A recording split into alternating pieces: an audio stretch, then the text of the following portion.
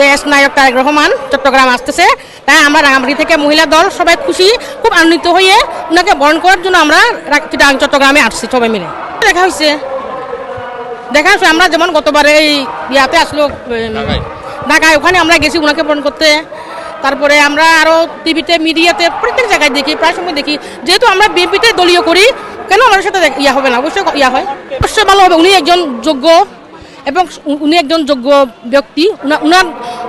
উনার কথাবার্তা, উনার সব কিছু অবশ্যই দেশের মানুষকে অবশ্যই ইয়া করবে, মানে উনি উনার ক্ষমতা অঞ্চলের জন্য আমরা চাই আমরা যেন স্বাধীনভাবে বাঁচতে পারি। আমাদের নিজস্ব আমাদের ভাষা আছে, আমরা কি বলে যে আমরা সবাই মিলে একসাথে যেন সুন্দরভাবে উনি যেন আমাদের সব পাহাড়ি বাঙালি মিলেমিশে থাকতে পারি, আর কি করবো আমরা পাহাড়িরা যেন শান্তিতে বসবাস করতে পারি।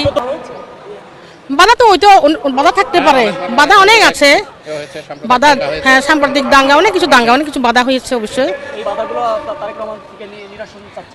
অবশ্যই উনি যেহেতু দেশ নায়ক, দেশের জন্য অনেক কিছু করবেন, আমরা আশা করি ওনার থেকে উনি যেন আমাদেরকে সবাইকে যেন মানে একত্রিতভাবে পাহাড়ি বাংলা যেন সবাই একসাথে আমরা সুখে শান্তিতে বাস করতে পারি, আমাদের চাবা ওইটা।